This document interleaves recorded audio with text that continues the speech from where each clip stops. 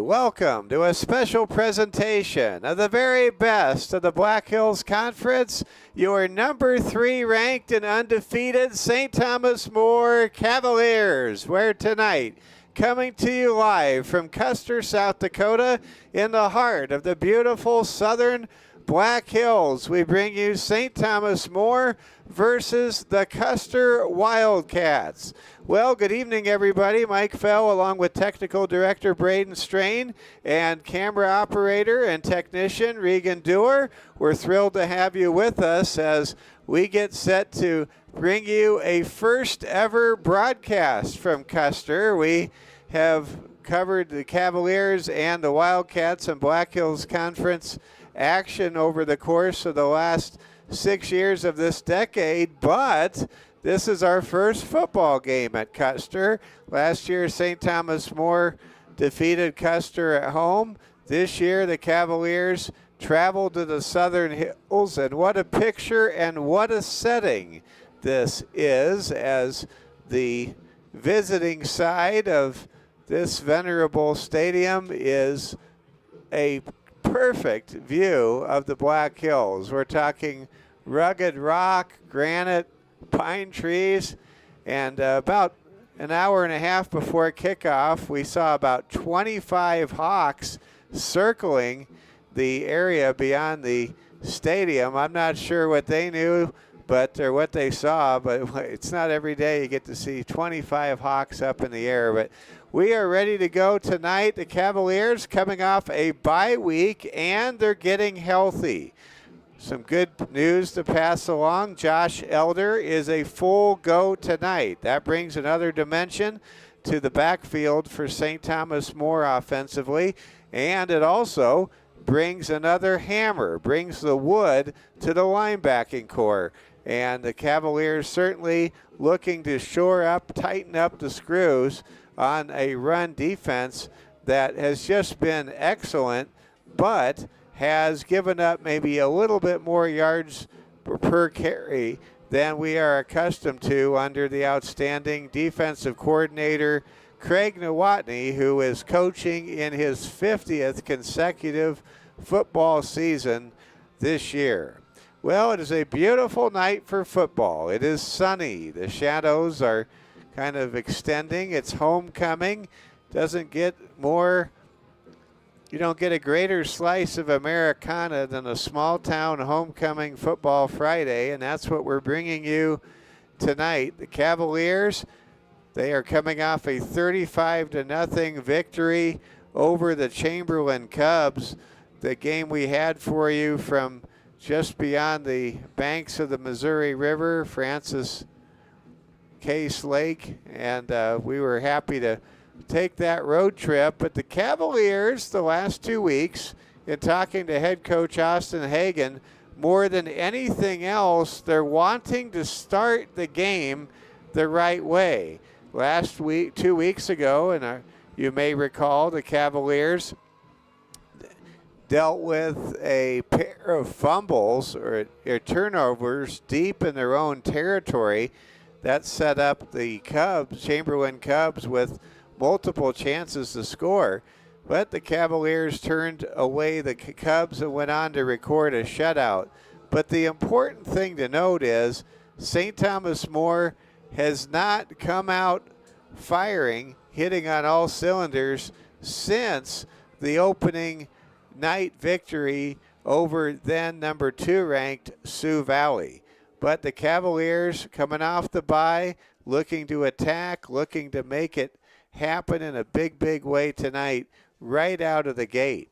We are coming to you from a very high location. Not only are we at a high location in terms of distance above the field here in Custer, but we're coming to you from a very high elevation, a very high altitude. In fact, Custer, did you know, is 2,000 feet higher above sea level than Rapid City. That translates to, it would sure behoove the Cavaliers to get out to a big early lead and put away the Custer Wildcats in this game, because and we see it so many times when an NFL opponent takes on the Denver Broncos, the white blood cell count for the players for Custer definitely much higher than the white blood cell count for St. Thomas More. So you probably never expected to get a lesson in hematology as part of our pregame show on the Security First Bank Cavalier Sports Network, but you just did. Well, we're glad you're with us. Great crowd has made the trip down from Rapid City. The Cavalier fans are here in force, and the Cavs shooting for 4-0, and you can just sense just how confident, how eager and determined, and yet loose in a good way with a lot of humor, being around the coaches and being around the players on the bus. There is just a very professional approach to this football season, and the Cavaliers, as they go into the final 5 games, 4 of which are Black Hills Conference games, St. Thomas More knows what they have. They have defeated 3 East River opponents, Sioux Valley, Mount Vernon, Plankington, and Chamberlain to start the year. Now it's time to play closer games, closer to home, and we are excited to be starting Black Hills Conference play. Did you know the St. Thomas More Cavaliers are going for their 12th Black Hills Conference title in 13 years? That is truly remarkable, and the Cavaliers are the odds-on favorite to get it done again this year, as they are number 3 in the polls. Let's talk about what the KELOLAND statewide media poll looks like this week. Elk Point Jefferson, after defeating Winter on the road at Warrior Stadium, a consensus number 1 now at the top of the 11B polls, and the Huskies from Elk Point Jefferson, just a ways north of Sioux City, North Sioux City, are now in a very solid position on top of the point standings. Coming in number 2 currently in the point standings is St. Thomas More. However, when you look at the remaining schedule, that could knock the point standings position for the Cavs down just a bit. But if you're wondering, will St. Thomas More be in a real solid position to host in the second round? Well, it looks very favorable when doing a full-fledged analysis that the Cavaliers may very well be at home in the first and second rounds of the playoffs versus last year when the Cavaliers were road warriors as the 11th seed in the playoff field.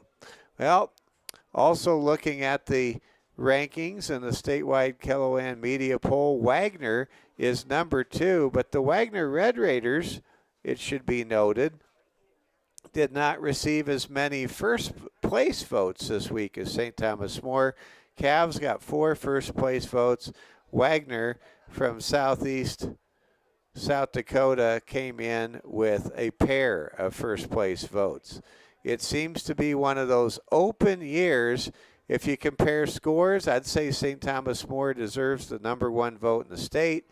But if you factor in the fact that Elk Point Jefferson and Wagner have given defending state champion Winter both of their 2 losses, and St. Thomas More has not played Winter, well, maybe St. Thomas More is where they're supposed to be at this point, number 3 in the polls. But wherever it lands, they just have to focus on what you control. You can't control the polls or the votes, but you can control your play on the field. And the Cavaliers are ready to go, eager to go. They have had a great pair of weeks of practice. Coach Austin Hagan telling me the practices have been great.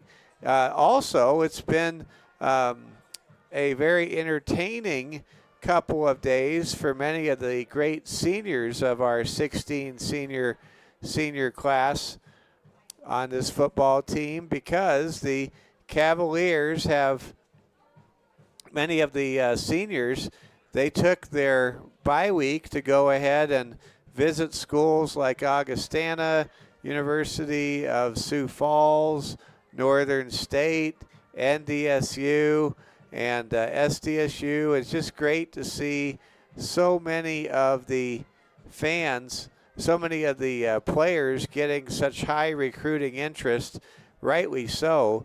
And it's really neat just to hear about all these recruiting visits, recruiting trips as well. Well, we're happy you're with us tonight. If you look beyond the northern sideline here, it says Wildcat Pride. The opponent tonight is the Custer Wildcats, coached by head coach Russell Evans. And we'll get to the starting lineups momentarily. Let's go ahead and pass along this message from our friends at Security First Bank. Whether you're cheering from the bleachers or spiking on the court, show your Cavalier pride with a Cavalier debit card from Security First Bank.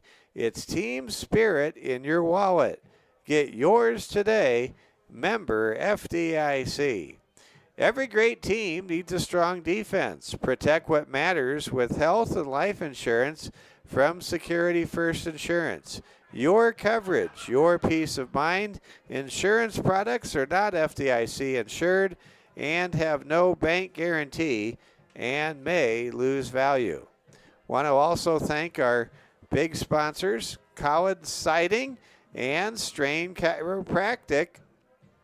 And let's recognize these supporters of St. Thomas More Athletics. Culver's Restaurant. Went there today. The chicken sandwiches were excellent. Quinn Construction. Shields. Watiki Water Park. Ruby Tuesdays. That's where the Cavaliers eat. Rosenbaum Signs. Meyer Dental. Bank West. The South Dakota National Guard. The Market at Tuscany Square. South Dakota National Guard. And Monument Health, the official athletic partner of St. Thomas More Athletics. We're moments away from the Cavaliers taking the field.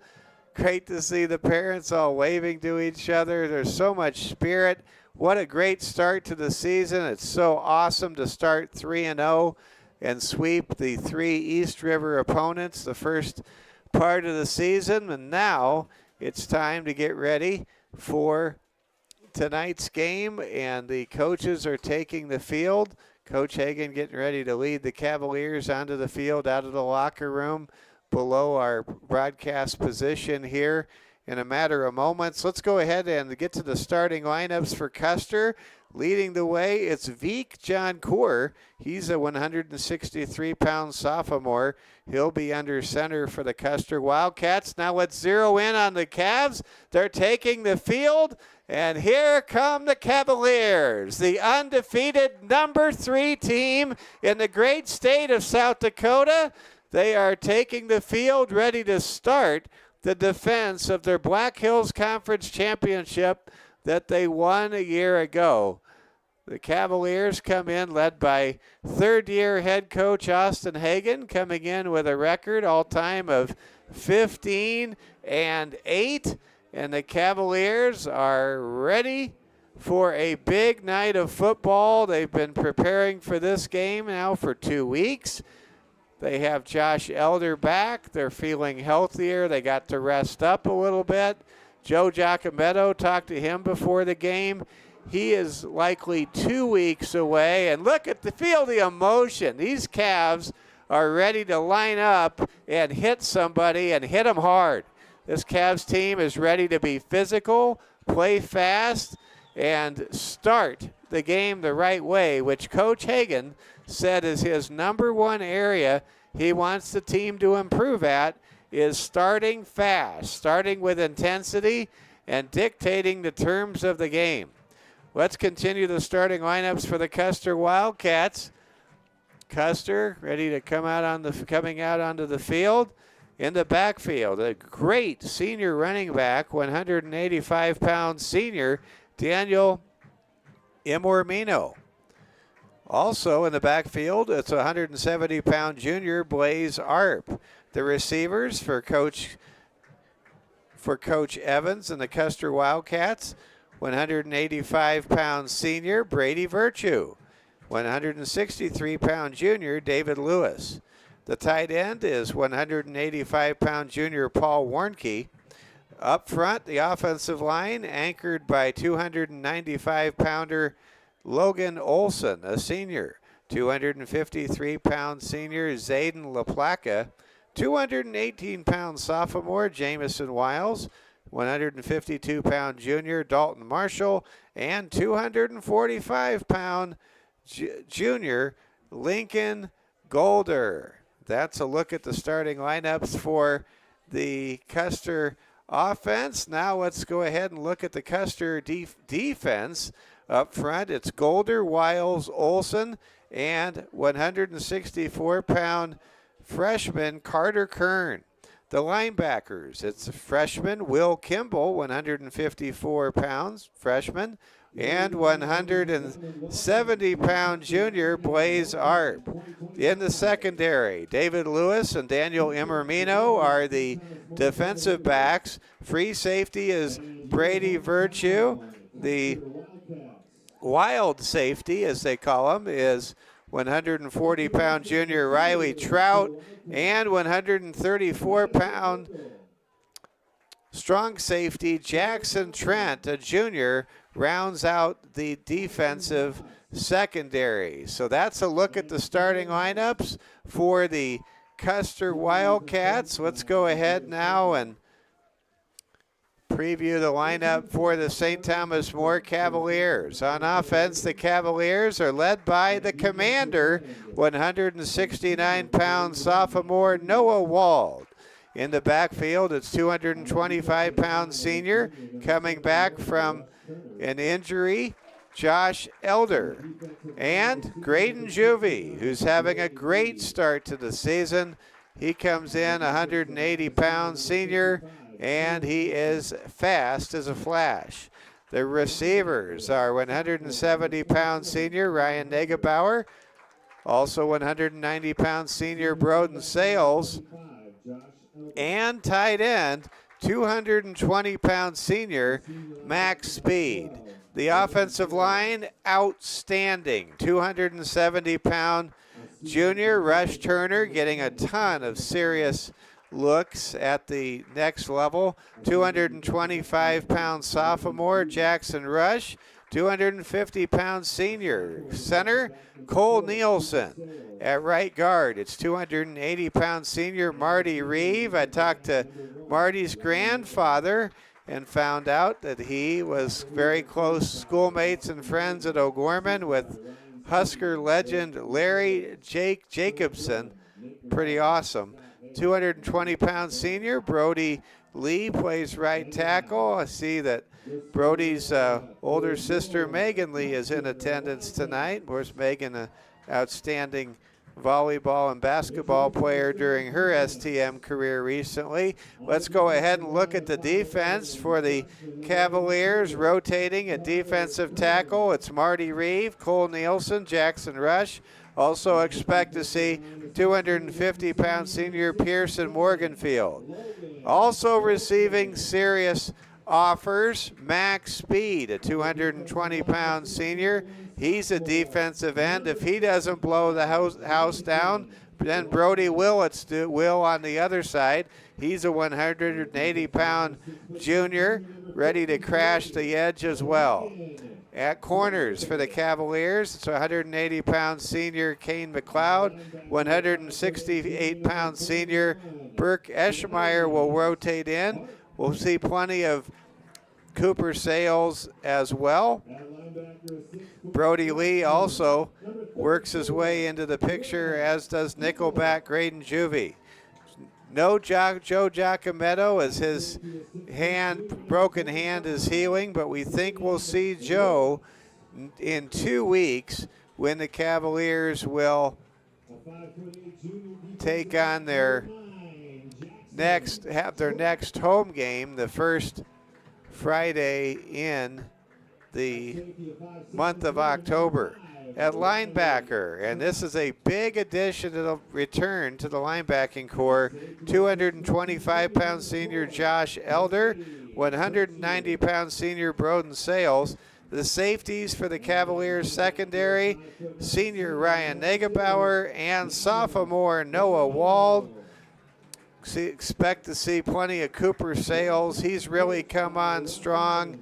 Cavaliers ready to go. Their defense is led by 50-year coaching veteran Craig Nowotny, and Craig Nowotny was able to visit Lambeau Field in the last during the bye week and take in an amazing football experience. And now we're going to face the flag and get ready to salute our great country with our national anthem. This is the Security First Bank Cavaliers Sports Network.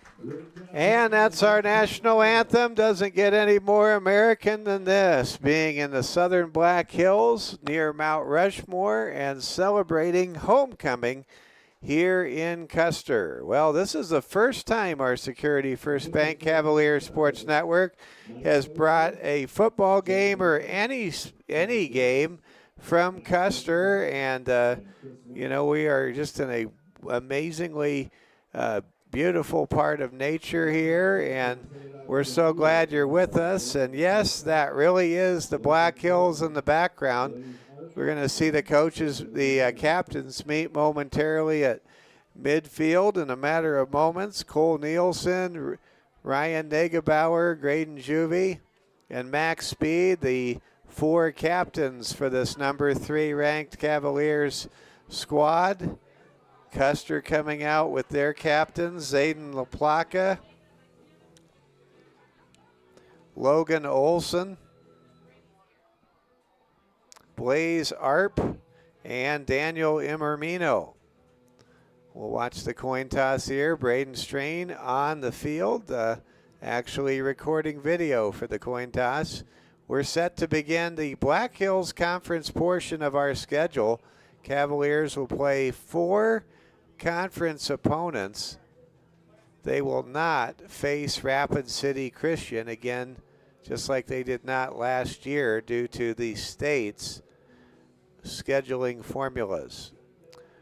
We'll see who wins the toss, see what the Cavaliers elect to do. It looks as though the Cavaliers are getting ready to call the coin flip.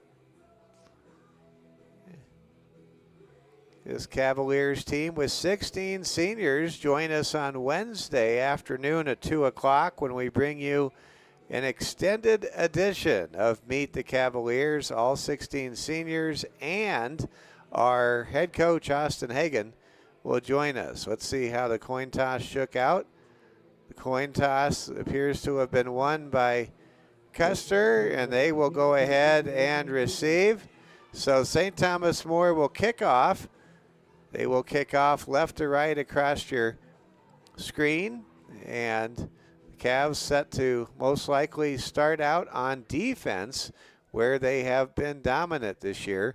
Interesting footnote, the Cavaliers, they have only given up 1 defensive touchdown. They gave up 1 special teams touchdown, and they have pitched a shutout Cavaliers, they are going for their second straight shutout in a row. Of course, because of the bye week, nobody has scored on the Cavaliers in 3 weeks. Cavs have 6 times this year seen their opponent have the ball inside the 5, only to come away empty. No team has put up more goal line stands in the early part of this 2025 football season than the St. Thomas More Cavaliers have.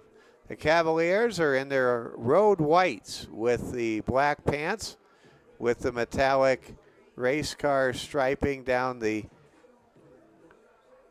back of the pants, black numerals, black helmets with the blue Holy Cross STM insignia. The Custer Wildcats wearing their all purple jerseys with the white numerals, cats written in cursive on the side of the helmet.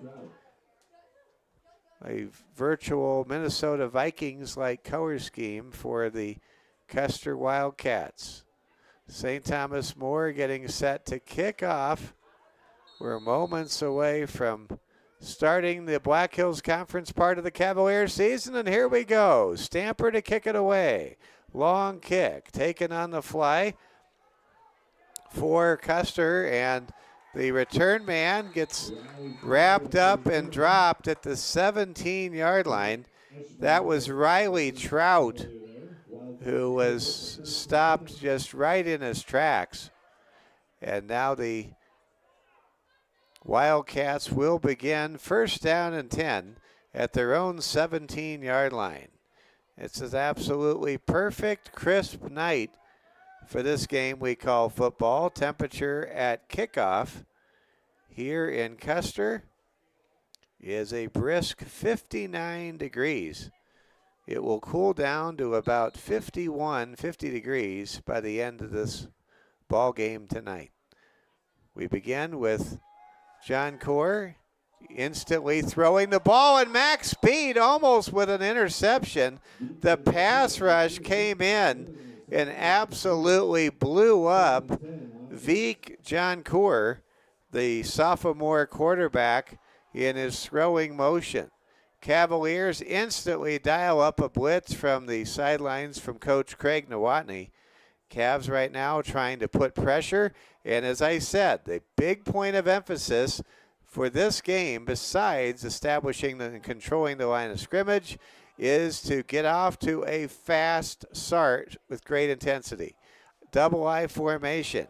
Handoff goes to Emermino. Emermino trying to break it outside. He loses yards. Great penetration.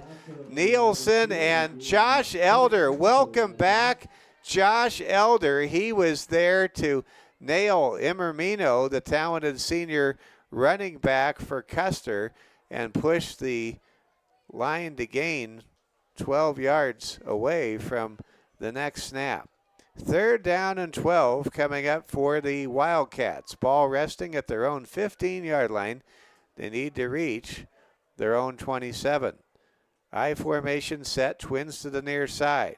Inside give goes to Emermino, and he picks up just 2 yards back to the original line of scrimmage. Check that. That was Blaze Arp on the carry, and that'll bring up a punting situation. The Cavs defense able to generate a no-doubt 3-and-out, and the Cavs are set to return. Juvie. And there's a bad snap, a possible safety. Now Emermino, the punter, gets by 1, gets by 2, gets by 3. He might break it loose, and he gets close to a first down all the way out to the 25-yard line. He needed to reach the 27. Well, give Daniel Emermino credit, and that's the kind of talent and elusiveness the senior for Custer has. He was nearly tackled in his own end zone due to a bad snap on the punt, but Emermino able to almost pick up a first down on 4th and 12. He picked up 10 yards on the play, had to run about 35 yards to do that. Now the Cavs take over with outstanding field position. Cavs go 3 wide on the first play from scrimmage. Handoff inside goes to Juvie. Juvie turns, stretches, extends, and gets good yardage. Gain of 8.5 yards on first down for the Cavs. St. Thomas More trying to get on the board early due to the special teams muff a moment ago for Custer. The Cavaliers are now in a position where they are in the red zone for Custer at the Wildcat 17-yard line. In the backfield, it's Juvie. In the gun, it's Wald. Wald flares out a pass to Juvie. He's got a good set of blocks. It's the 10, the 5, and a touchdown for Graydon Juvie. The commander, Noah Wald, connects right away with a 17-yard flare-out pass to put the Cavaliers in front by a score of 6-0. That time, Wald went in motion and easily took the flare-out pass, the screen pass from Noah Wald, and the Cavs quickly have a 6-0 lead here at the 9:42 mark of the first quarter. Cavs will try a PAT kick. Carter Stamper on to kick, and his kick is up, and it's good with a nice snap from Nielsen and a nice hold from Negebauer. Cavaliers 7, Custer nothing. Well, that is exactly what the Cavs were looking for. They didn't start fast against MVP. They didn't start fast. In fact, they had a pair of turnovers in their own territory 2 weeks ago at Chamberlain, but not tonight. The Cavs get a no-doubt 3-and-out. Then they were able to prevent Daniel Imermino from a wild scramble on a muffed punt snap, and they took over, and there was a 3-play, 25-yard drive that results in a touchdown, a 17-yard touchdown pass from Noah Wald to Graydon Juvie, and the Cavaliers have a very solid start to this game with a 7-0 lead. Technical Director Braden Strain, camera operator Regan Dewar, Mike Fell with you. Cavaliers now looking to build on their fast 7-0 start and try to take this Custer crowd out of it here on homecoming night in Custer. Stamper with a long kickoff. Fielded cleanly by Trout at the 5, the 10, the 15, the 20, and he's tripped up by Broden Sales at the 25-yard line. What a great play right there in the open field by Sales. That was a good return by Trout, much better than the opening kickoff return where Trout seemingly never was able to even get out of the proverbial chute. First down and 10 now for Custer. Veek Joncourt, the sophomore, in a jumbled backfield, pitches to Imermino. Imermino on the sweep, tries to get by speed, and before he can get by speed and cut up field, Ryan Negebauer comes in like a heat-seeking missile and tackles Imermino for a loss of 1. That'll bring up second down and 11. St. Thomas More showing very good pursuit from sideline to sideline, and even more importantly, the Cavaliers are penetrating the backfield against the O-line for Custer here in the early stages. Custer comes into this game with a record of 0-3. They are in Class A. St. Thomas More, of course, 3-0 and perfect on the season with the number 3 statewide ranking in this week's Kello Land Media Poll. There's a motion penalty on Custer. That will make it second down and a country mile. Technically, we'll call it second and 18. Custer trying to get some sort of positive play. Their biggest gains of the night have not been from the line of scrimmage. They've been on a muffed punt scramble involving Daniel Imermino, and a good kick return a moment ago by Trout. Rolling to his right is Van Coor. He throws a pick six. It's a touchdown for Max Speed. Pressure applied to John Coor. Speed, the tight end with great hands, anticipated that might be a ball in the air, and it was, and the Cavs lead 13-0. How about that? That's an interception return of 17 yards from Max Speed, and it's a 13-0 ball game. The Cavs swarming over Custer right out of the start. We still have the sunshine here on the field, and the Cavs are shining on the scoreboard. It's 13-0 STM. Here comes a PAT kick. Snap back, ball down, kick is up, and it's good. Stamper 2 for 2 with point after kicks. And the Cavaliers lead 14-0 on the road here in the Southern Hills. What a start to this game. Cavaliers just answering the motivational call from head coach Austin Hagen to start fast, and have they really started fast? Wow. They have really put Russell Evans, the head coach for the Custer Wildcats, and the squad on their heels, and they have definitely silenced the homecoming throng here in Custer. Custer featuring that Power Cat logo from legendary Kansas State head coach Bill Snyder. That's who designed that logo, by the way. And the Cavaliers on the road right now in their second road game. Check that. Yeah, their second road game. Really playing lights out and playing with the kind of intensity from the opening kickoff that we saw the Cavaliers display in that 28-14 opening night win in a battle of ranked teams in the Cavs win over Sioux Valley back on August the 22nd. Well, Carter Stamper set to kick it away. 3 Wildcats now back to return. Imermino, Virtue, and Trout. Trout will handle the ball on the near sideline. He makes one man miss, then gets absolutely thrown to the turf by St. Thomas More's coverage team. That was Baron Slusarski, the Blue Baron, just planting the kick returner on that return at the 27-yard line. So the Blue Baron, he does more than play basketball. He plays football and plays it well. Good job there by the Blue Baron.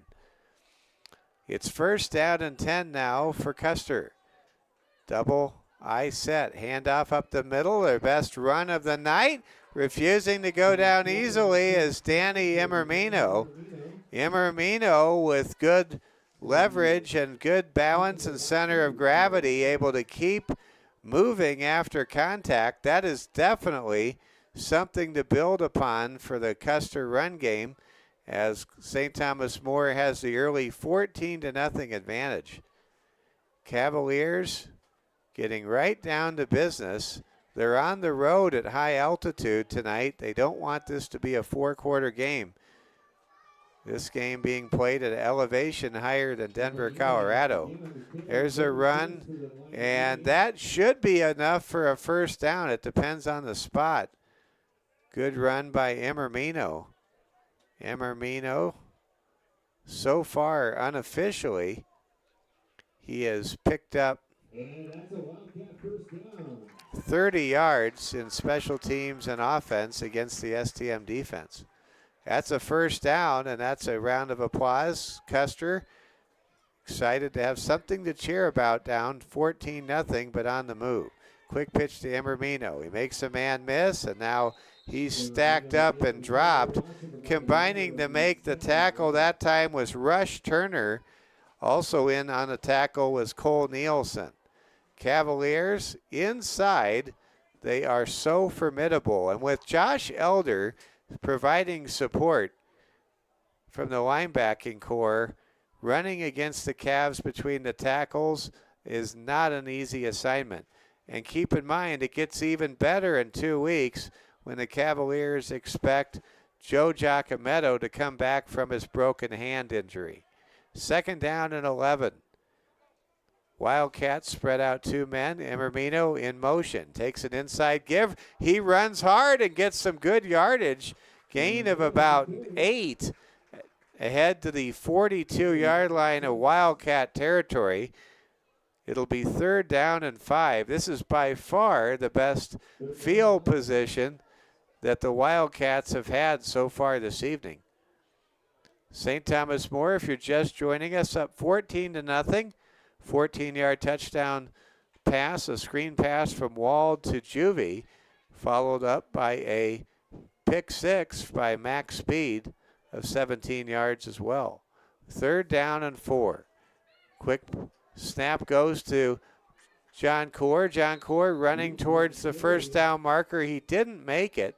He's about a yard short. Good open field tackle made that time by Rush Turner for St. Thomas More. And it'll bring up 4th and 1 near midfield. And it looks as though Coach Evans is bringing out the punting unit. Keep in mind, Emermino is the punter, and he is the best offensive player on the field for the Wildcats. And now we have a whistle and a timeout, and I think Custer is reconsidering their course of action. When you're down 14-0 and the ball's near midfield and you've been able to pick up some good yardage on a drive, do you really want to end the drive with a punt? I think the Wildcats may bring in their best play in short yardage and go for it. Maybe slam Emermino, or maybe even dare to try a bootleg with Veek. John Core, the quarterback for Custer. We'll see what happens. STM pitching a shutout so far. 5:29 to go in the first quarter. Touchdowns by Juvie and Speed. Speed's touchdown was an interception return, are the difference so far. And the Wildcats will go for it on 4th down and 1. John Core under center, going to keep it himself. The quarterback sneak will get the 1st down. Veek, John Core with some good push up front, leaning on Zayden LaPlaca and Logan Olson, able to pick up about 2.5 yards. He only needed 1. So the Cavaliers defense has given up multiple first downs to Custer after a 3-and-out and an interception return for a touchdown on the opening 2 drives of the game for St. Thomas More. Mike Fell, along with Technical Director Braden Strain, Regan Dewar with you, coming to you live from Custer, South Dakota. Custer, the home of Husker legend Doug Herman, and shout out to Marnie Herman, Vice President at the Security First Bank, who of course brings you the Security First Bank Cavalier Sports Network, and is the proud home sponsor of the Security First Bank Court of Champions. 2nd down and 6 coming up for the Wildcats. Wildcats with a good drive in progress. And there's a high snap. Ball is loose, and it is recovered by Veek John Core, but that is a loss of 15 yards on a high snap from the Custer center. That's the 2nd errant snap that Custer has had in this game, and both have been costly. One cost opening field position to the Cavs, where they took over at the Custer 25 and cashed that in for a quick touchdown.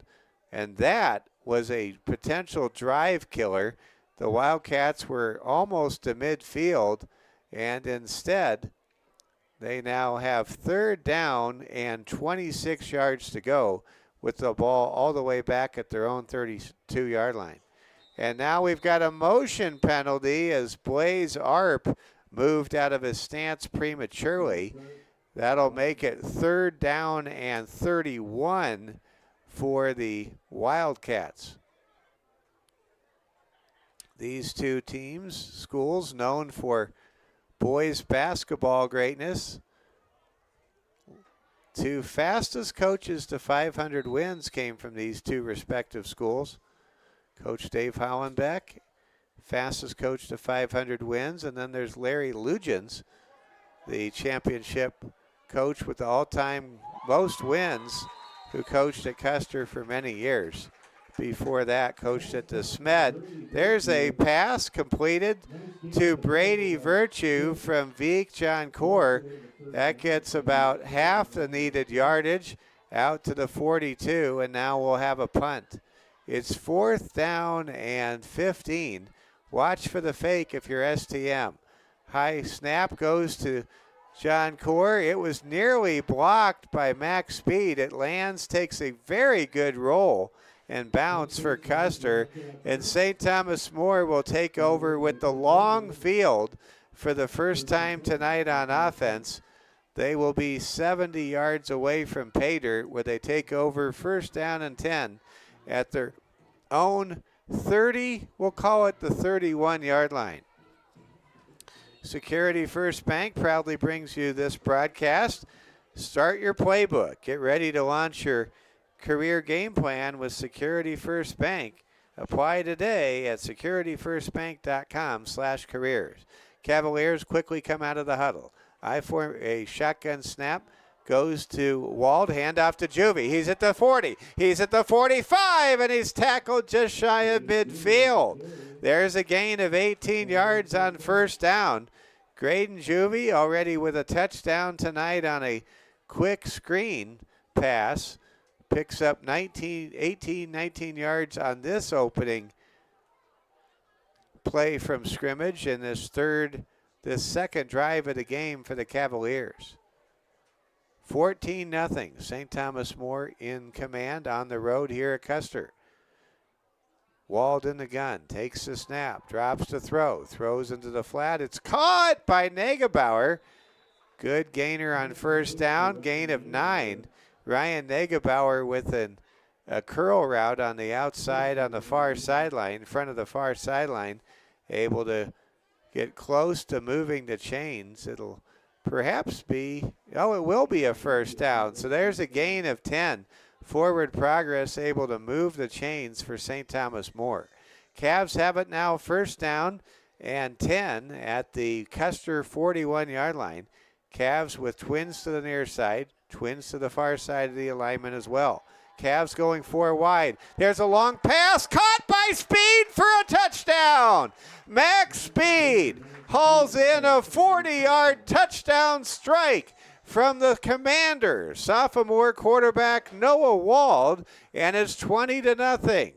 What a great play there by Wald. And give Max Speed credit. The tight end got wide open. He was as open as an all-night diner, made the catch, turned around, and there was nothing between him and the goal line. The Cavs with a 20-0 lead. Here comes a PAT kick in a matter of moments from Stamper. Snap back, ball down, kick is up, and it is through.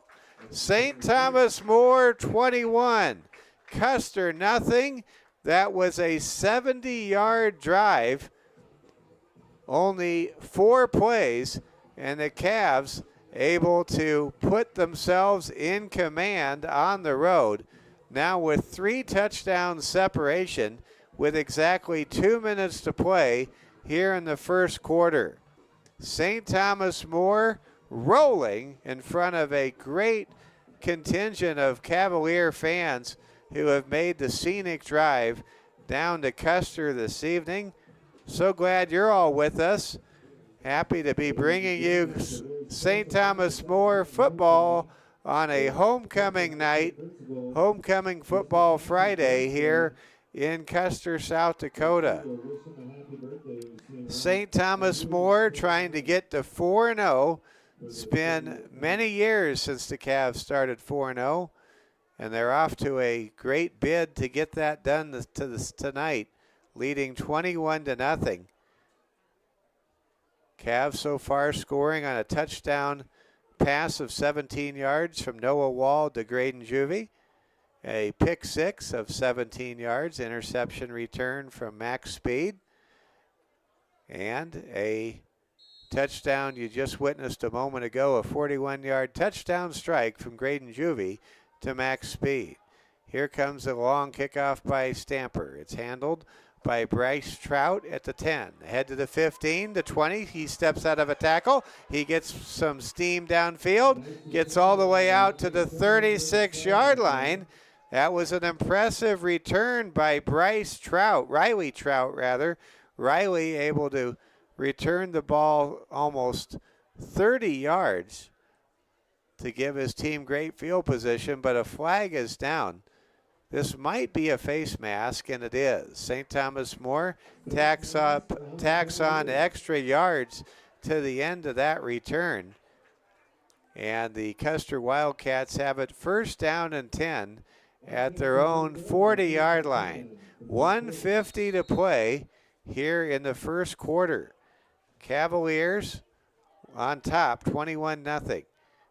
Vic Joncourt gives to his running back, David Lewis. It was actually Lewis who slid over from his wide receiver spot for a rare carry.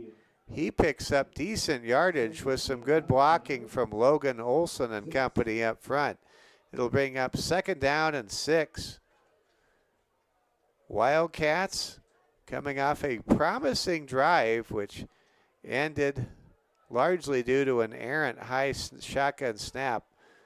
Noticing right now the Wildcats not in the gun. Here comes a bootleg. Joncourt able to pick up the first down.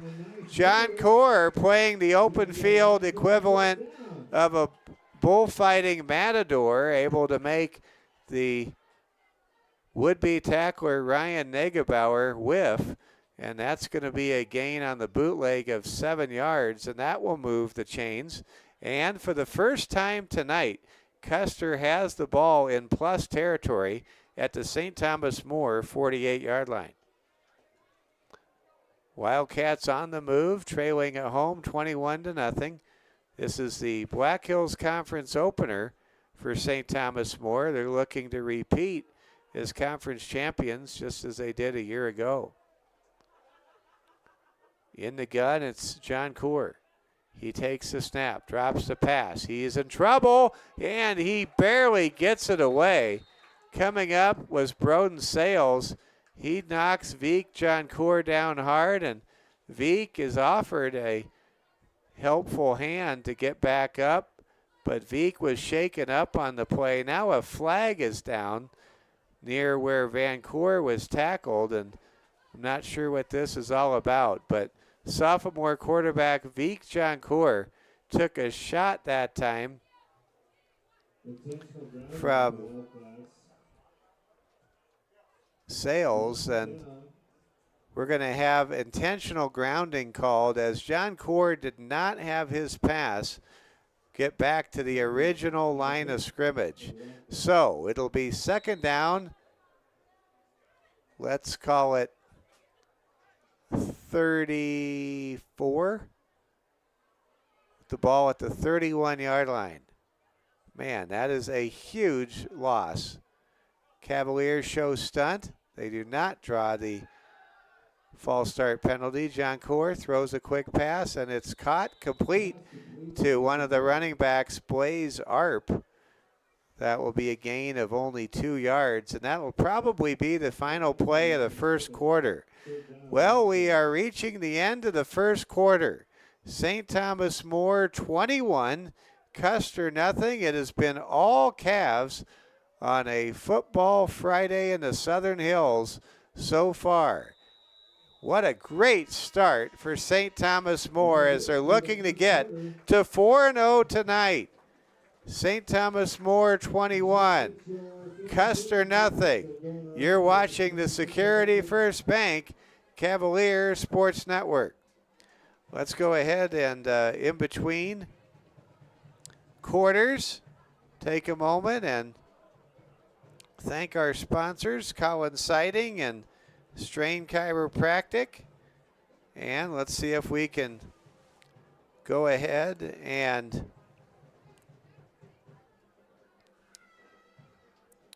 See if we can pass along some scores for you from Major League Baseball and the big leagues. We're getting down to the very end of the season. A huge AL West showdown happening in the Lone Star State. My son Oliver's Seattle Mariners taking on the Houston Astros tonight. Let's see if we have a score in that game.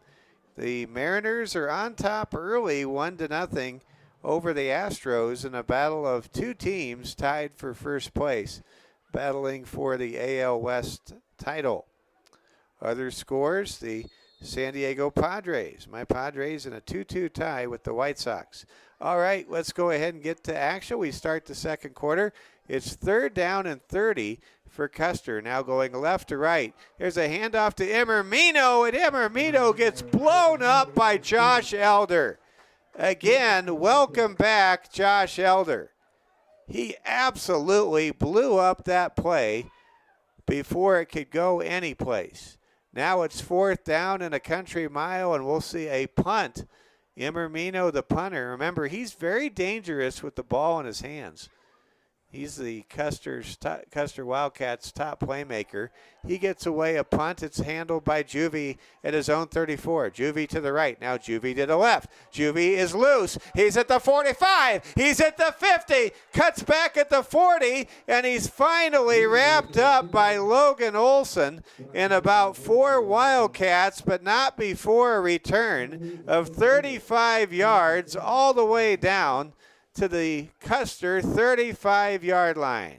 Wow. Graydon Juvie in the opening field. He is so dangerous.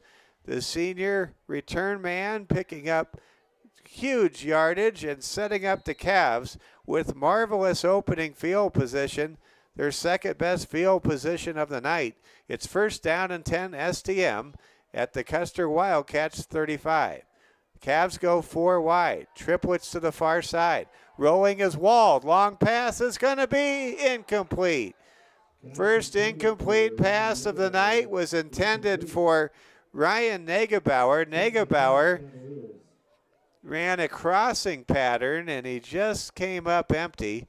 Wald throwing on the run, and in that last throw, really demonstrating what is very noticeable. Noah Wald, as he's getting older, getting stronger, is definitely throwing a more dangerous deep ball than what we saw him throw a year ago. Cavaliers have it 2nd down and 10. Speed split out as the tight end. Inside give. Nope, fake handoff. It's going to be a run, and that time Wald gets blown up. Brady Virtue came over and just put a lick on the commander, Noah Wald. Wald keeping it himself, but Brady Virtue coming over from as the free safety, put a Ronnie Lott-like free safety stamp on our quarterback right there. It's 3rd down and 7 now. Cavs with 3rd and long distance for the first time tonight. Wald in the gun. Flanked behind him by Juvie. Back to throw, Wald. Wald throws, and it's caught by Kane McLeod. He has a 1st down. He's at the 20, the 10, the 5, and he's tackled just shy of the goal line. What a great play by Kane McLeod. He made an extended grab, then got out of a tackle, picked up the 1st down, and then raced downfield for 30 additional yards. And it'll be now 1st down and goal to go for the Cavs at the Custer 3-yard line. St. Thomas More with an opportunity here to build on their 21-0 lead. Cavs in the I formation. Under center is Noah Wald. Wald takes the snap, gives to Juvie. Juvie leans forward, dives ahead. Did he get in? I don't think so. He is tackled, I think, at the 1-yard line. That'll bring up 2nd down and goal. STM 21, Custer nothing. Under 10 minutes remaining in the first half. Cavs are knocking at the door. STM with a much better start tonight than the starts they had against MVP and Chamberlain in their second and third games of the season. I formation set. The fullback is McLeod. Tailback is Juvie. The I-back is Juvie. Hand off to Juvie. Juvie spins and scores! Graydon Juvie with a second touchdown tonight gives St. Thomas More a commanding 27-0 lead. Juvie with a rushing touchdown now to go along with his receiving touchdown. Cavaliers in complete control on the road here in the Southern Hills. Cavs looks like they're going to go for two, and they will. Juvie in the Wald in the gun. Juvie behind Wald. Cavs go three wide. Here comes a throw across the middle, and it's dropped. No, it's caught. How about that? Kane McLeod catches a deflection off of Broden Sales with a pass from Noah Wald. That is hilarious. Go back and watch that one. It looked initially as though Noah was going to throw the ball on an out route near the goal line to tight end Max Speed. Instead, Wald saw Sales come open. He threw a dart to Broden. Broden couldn't hang on, but the ball bounced right into the fingers of Kane McLeod, who got the two-point conversion catch.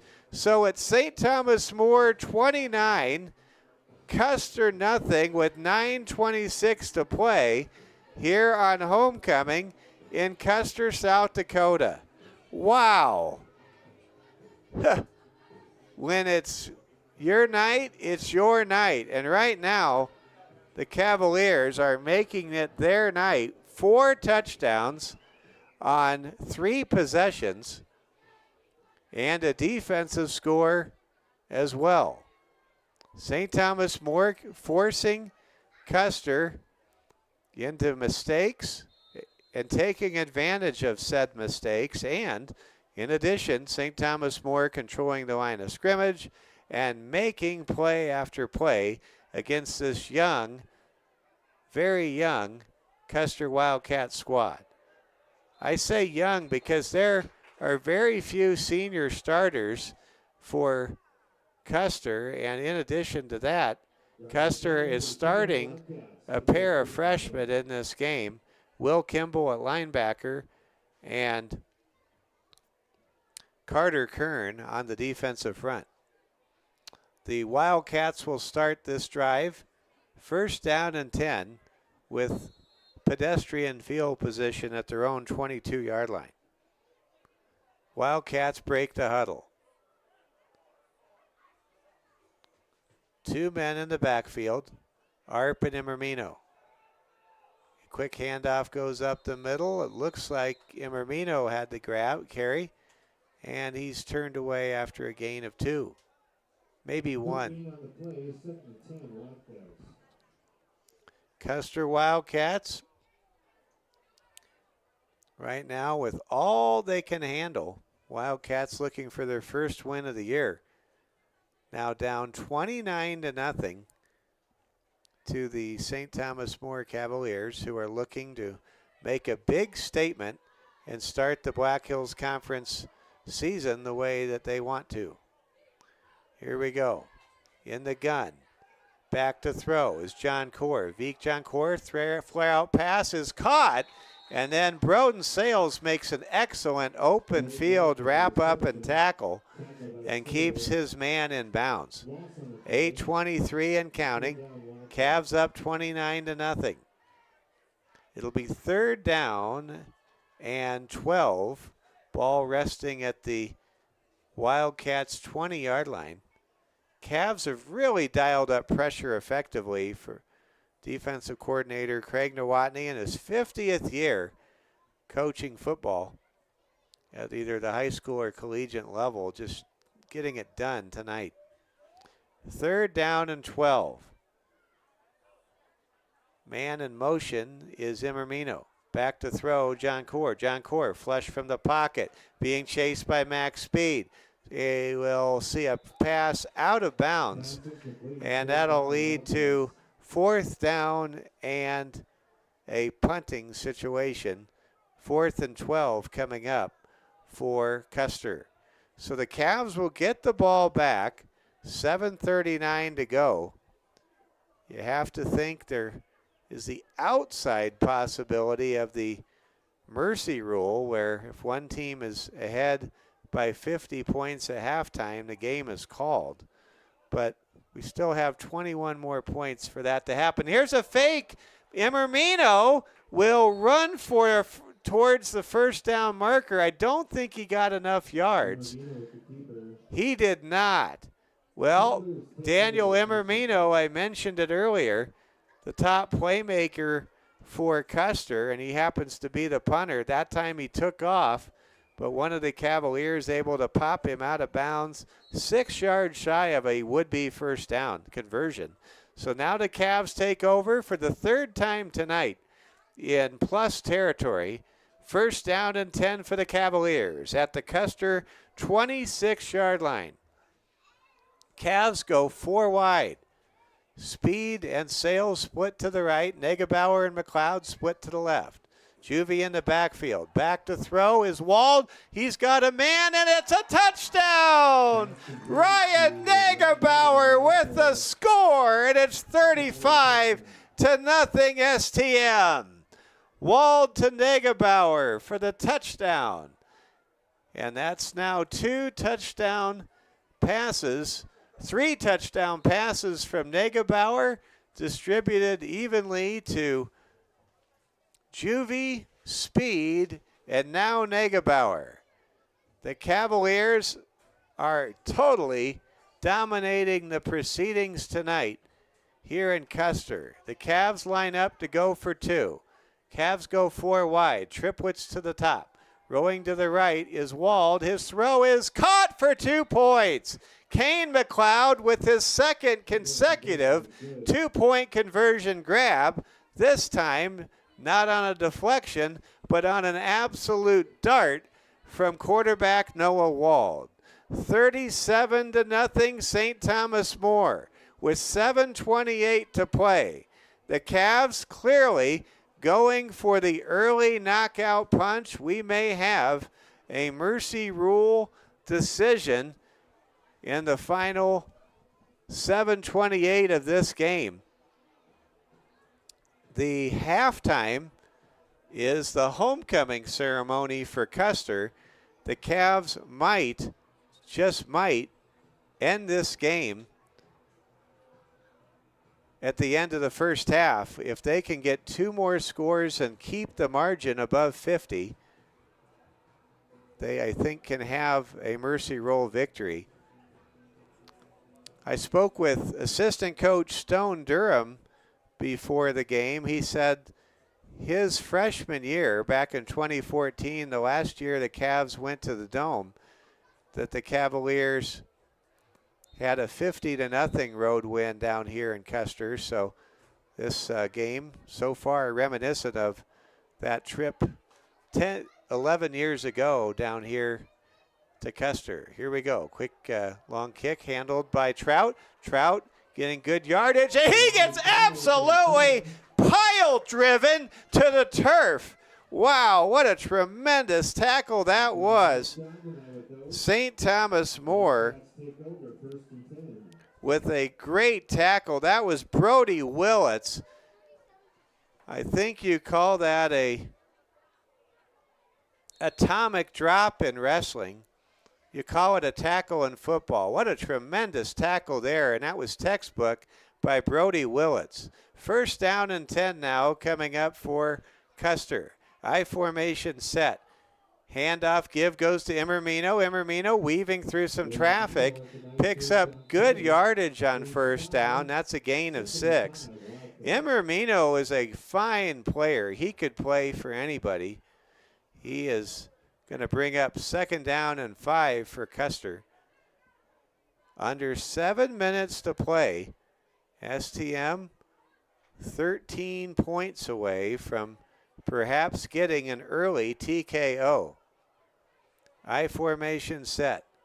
Two men split, one to each side of the formation. Give to Emermino. He's running hard. He gets 3 yards. It'll bring up 3rd and 2. Clock continuing to run. And at this point, Custer has to be thinking it's their homecoming. They don't want an potential embarrassing situation where the game ends before their homecoming ceremony begins. 3rd down and 2. Wildcats split out men to both sides of the formation. I formation set. John Core will give up the middle, and that's a 1st down give. Good carry. Blaze Arp, the fullback, took the carry and picked up 4 yards. He only needed 2, and there's a round of applause. Clock winding under 6 minutes now in the first half. St. Thomas More leading 37-0. Cavs with 4 offensive scores and a pick 6 from Max Speed. Sun has set now. The lights have taken effect here on a beautiful, crisp, late September evening here in the Southern Hills. This game being played at a very high elevation of 5,218 feet. We've got a whistle, and there's a motion penalty called against Custer. Brings up 1st and 15, stops the clock. And now the clock is winding yet again. Cavs rolling right now. They may be able to avoid playing a second half if they can get the ball back, score quickly, and get the ball back again. There goes a run up the middle. Good carry of 8 yards. And Daniel Emermino really running well. And give Emermino credit. He's running north-south, and he's picking up yardage against this vaunted defensive front for STM, which features a return tonight of middle linebacker Josh Elder.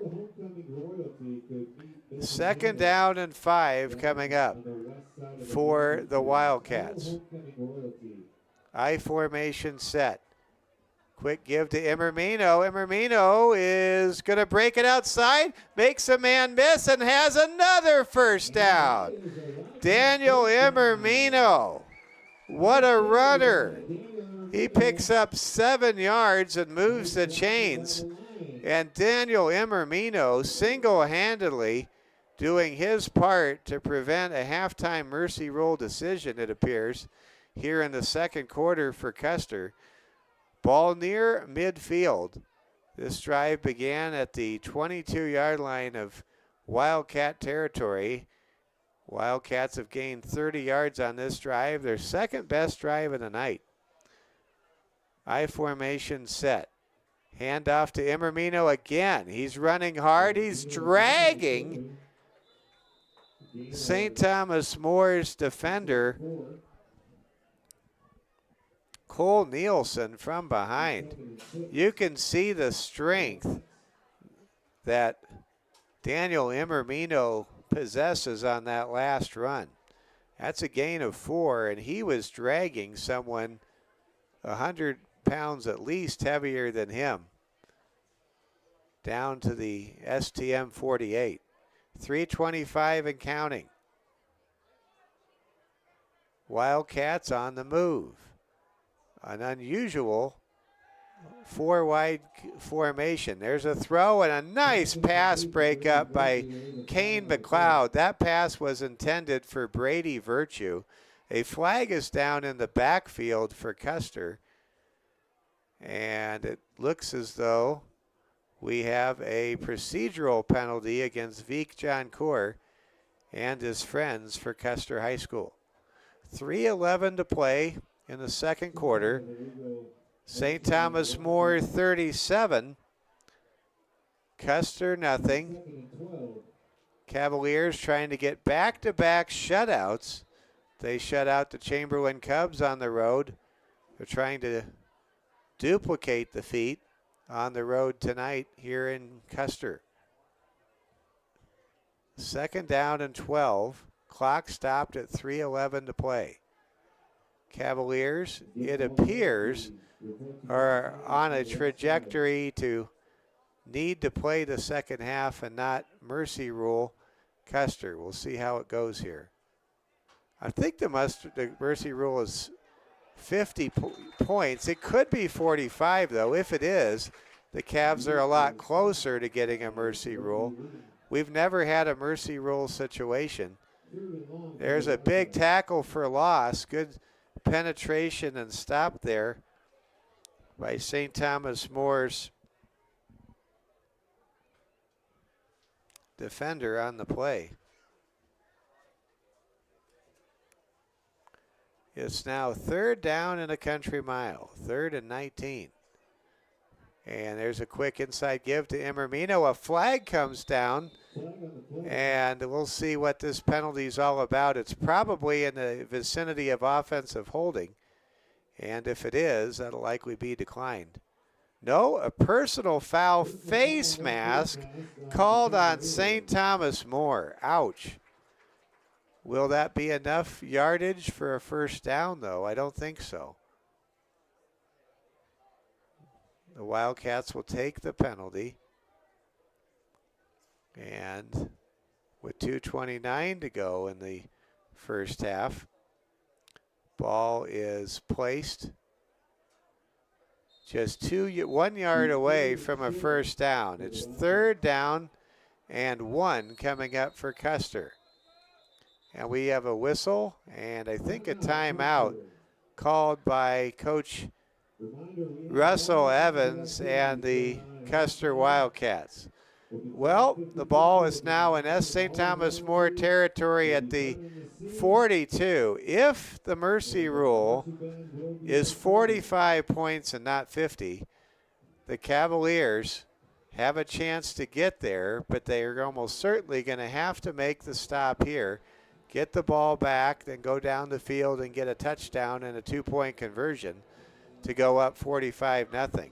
And I'm just recognizing now that I think that's what the strategy of going for 2 after 3 perfect Carter Stamper PAT kicks is all about.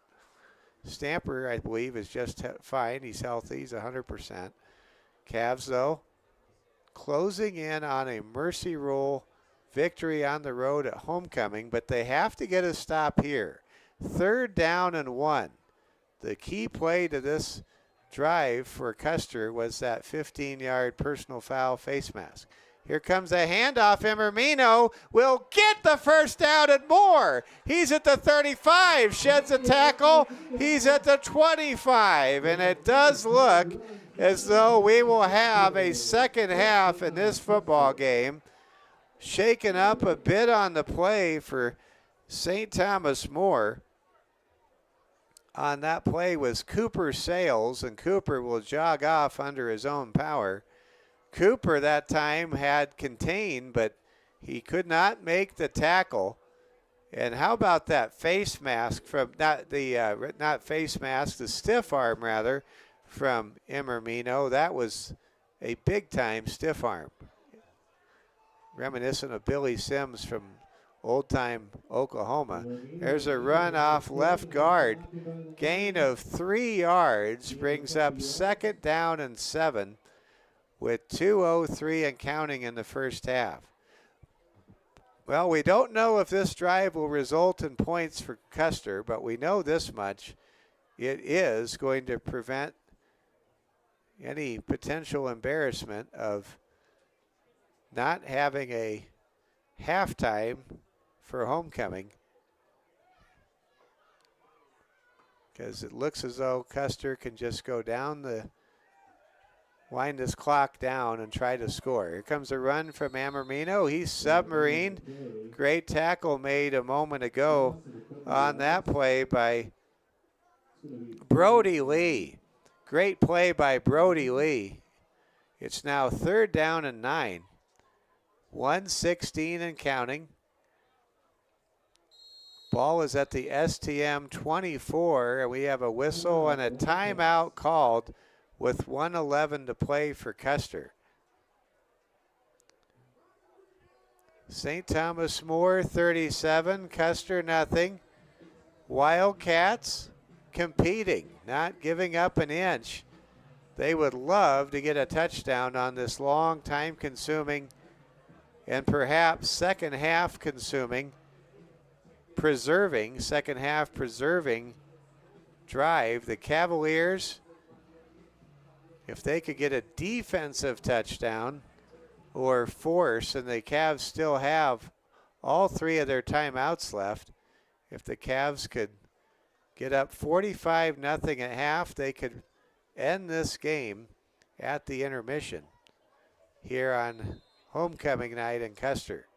3 men in the backfield, 1 man split to the left. Handoff is faked by John Core. Ball is hit, ball is in the air.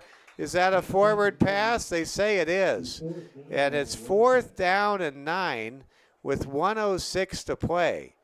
Now, the Custer Wildcats may attempt a field goal here into the eastern end zone, or they might go for it on 4th and 10. Let's see. It looks like they're going to attempt a field goal. Here comes a field goal try to attempt the kick. It's Kyron Pasica. Kyron will try a 39-yard field goal with 1:06 to go. Snap back, the ball is blocked, and it's loose, and it's not going to be returned. Or is it? Juvies picks it up. He's at the 10, the 20, the 25, the 30. A flag is down. He is cut across the formation. He might go all the way. He gets a block from Nagebauer. He's at the 30, the 20, the 10. Touchdown, but I don't think it's going to count. There's a flag way back at the 21-yard line. Coach Hagan is furious. He's pleading his case on whoever threw that flag. I didn't see a penalty. Not sure any of you at home did either. We will see what this is all about. I think they're going to take away Graydon Juvie's 92-yard score, and they will. Ouch. There is a flag back at the 21-yard line. They're going to say there was either most likely a clip as Juvie cut back on what was an amazing 90-yard blocked field goal return. And instead of the score being 43-0 with a chance for the Cavs to get a mercy rule victory at halftime, the Cavs will take over in the shadow of their own goalposts. Perhaps they would have been better off not to block the kick now instead of taking over at the 29 of their own 37 of their own territory. They're going to 29 of their own territory. They're going to take over at the 11. But the Cavs still have a chance, if they can somehow score here on a huge play, to win this game before at the halftime intermission.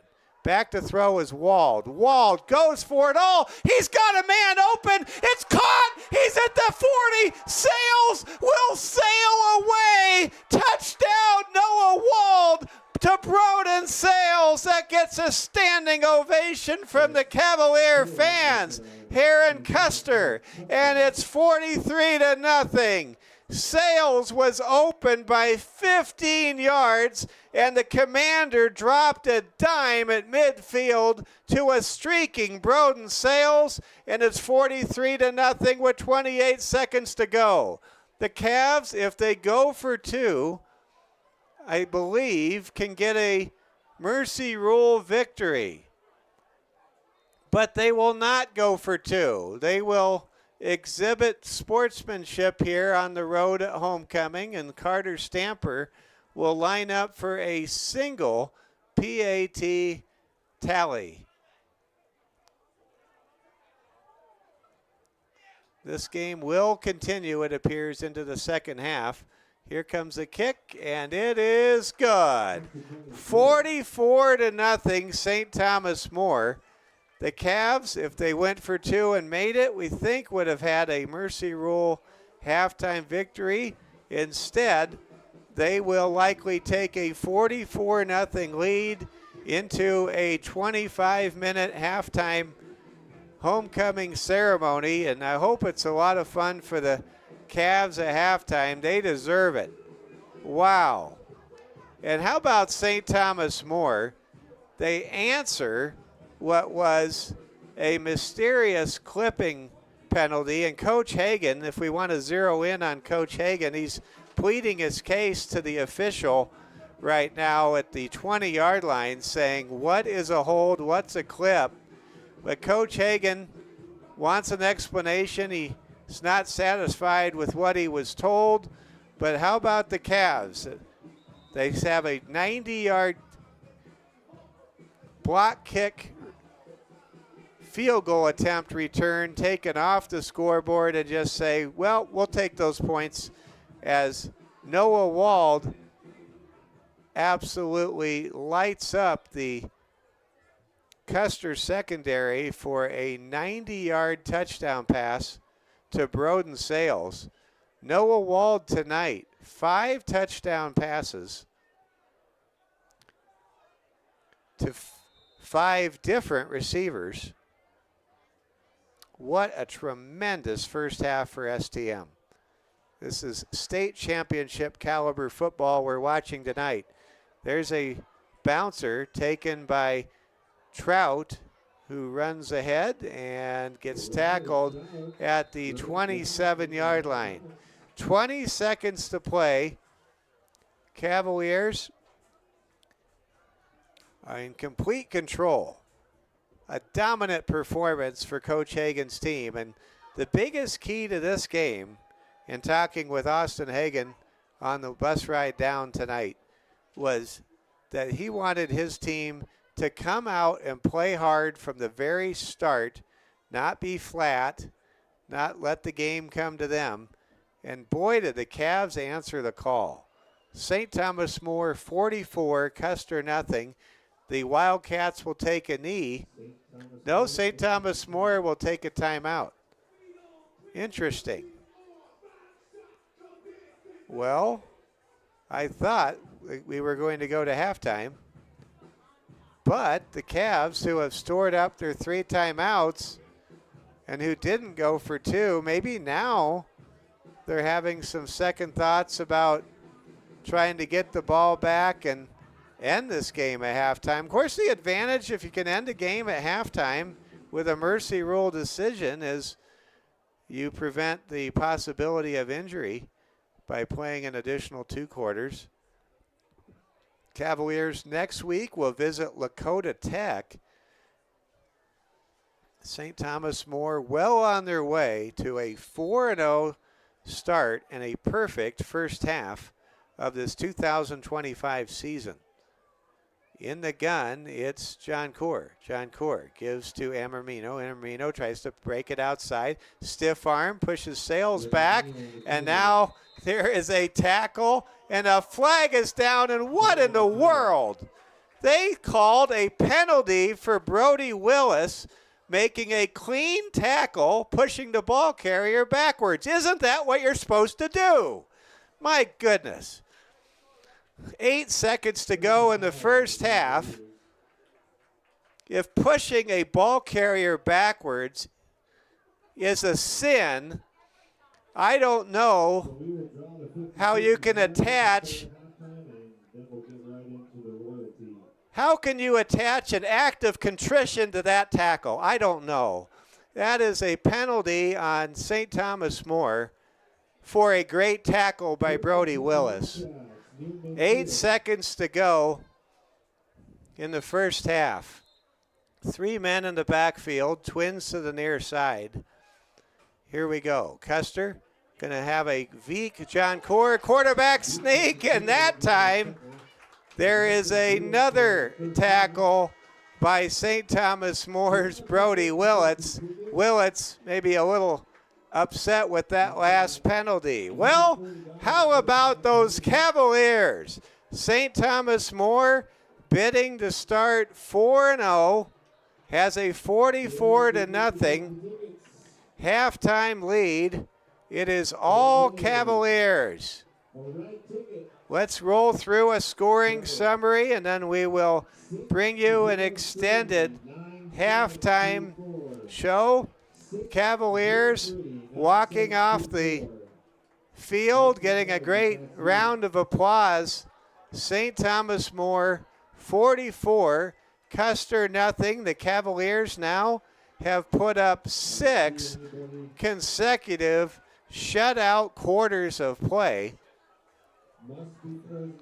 Let's go ahead and break down the scoring summary. The first touchdown of the game was scored in the opening 2 minutes with a pass from Noah Wald to Graydon Juvie of 17 yards on an opening screenplay. Then the Cavaliers had a pick-6 touchdown as Max Speed had a 17-yard interception return as Vic Joncourt was swarmed over around the goal line and threw a kind of a wounded duck into the air that was snagged by Max Speed and returned to the house to make it 14-0. Then the Cavaliers would score again. This time, the touchdown came on a touchdown pass to Max Speed of 44 yards. It was a great pass downfield that was caught at the 5 or about the 8-yard line by Max Speed on a 4-wide bullets play route, and the Cavaliers were able to go up 21-0. Cavs' next touchdown was a touchdown run, a twist and turn score by Graydon Juvie to make it 27-0. Then the Cavs, on the most entertaining player of the game, they were able to get a 2-point conversion toss that was deflected. A pass to Broden Sales was popped up into the air, and then Kane McLeod made the grab to make it 29-0. Then St. Thomas More would score again on a touchdown pass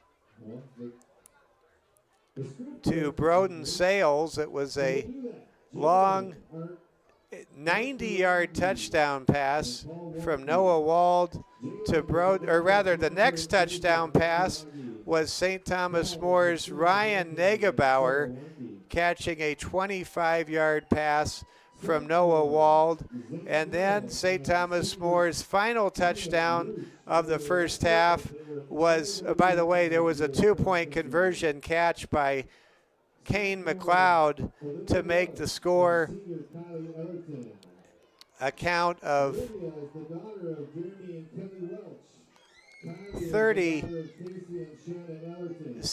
37, or I think it was 37-0 St. Thomas More.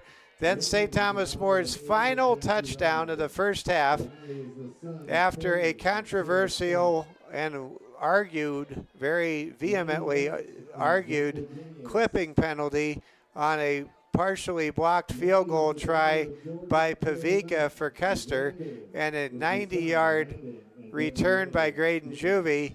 The Cavaliers were able to hook up with Wald to Sales, a 90-yard bomb over the top to give the Cavaliers a 43-0 lead. Stamper drilled the extra point, and that made it 44-0. We're now going to turn things over to the homecoming festivities, and then we'll come back with some scores from around the state and some baseball scores. Brady Virtue is the homecoming king. Virtue is a free safety. He's the one that had that absolute pop on our quarterback, Noah Wald, on a quarterback keeper back in the early part of the second quarter. Virtue also had a really big hit last year on a special teams play in the Custer STM game, you may recall, from last season. We are at the intermission. It's Custer still looking for their first points. St. Thomas More 44. Mike Fell, along with technical director Braden Strain and Regan Dewar. Want to thank activities director Ryan Messick for all of his support. We tip our hat to our good friend, Superintendent Dr. Julie Tipton. We also thank Tracy Stamper and Sabrina Roush in the Rapid City Catholic School System Development Office. And special thanks to Tracy. She answered my question about our data cap that I had after we brought you doubleheader soccer action. Rapid City Central able to get a sweep over St. Thomas More in girls and boys soccer in the doubleheader we had for you last night on the Security First Bank Cavalier Sports Network from the Black Hills Surgical Hospital Soccer Complex. Cavaliers 44, Wildcats nothing. This is homecoming night. The band getting ready to perform here in Custer. A perfect night for football. Temperatures in the 50s. And this is definitely the coolest night we've had for football. We're playing above mile-high elevation here in Custer. Expect to have a running clock the entire second half of this game. Would not be surprised if we see a whole bunch of fresh faces in for St. Thomas More in the second half. Perhaps we'll see a lot of the exciting dynamic freshmen. Xander Zanstra. See if Xander gets out there in the second half. We may have a whole bunch of new players out there for STM. The Cavs could have gone, by the way, we think, for a mercy rule score, but showing tremendous sportsmanship on homecoming, the Cavaliers went for one instead of two for a 44-0 halftime lead that the Cavaliers have at the moment. I'm going to pause, kind of just turn it over to the band, let you listen to the Custer Marching Band. Our score at half, it's St. Thomas More 44, Custer nothing. This is the Security First Bank Cavalier Sports Network, and we have a bonfire now. Let's show the bonfire. Regan Dewar catching the, there it is. There's a C. What a great tradition that is. Or is it a flaming hoop? It's a flaming, I think it's a C. It is a C. I love it. You just have to love the pageantry of high school football USA. Oh, man, I have never seen that before.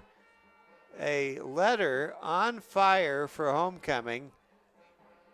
That is awesome.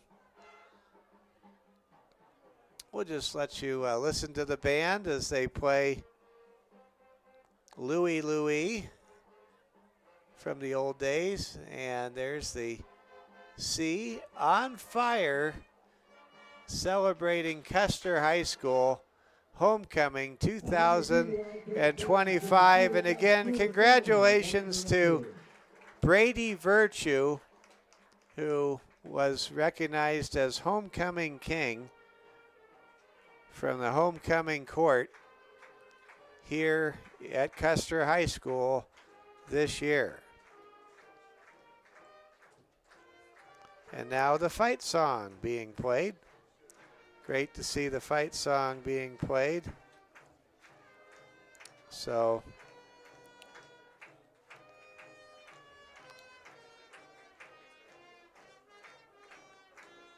all right.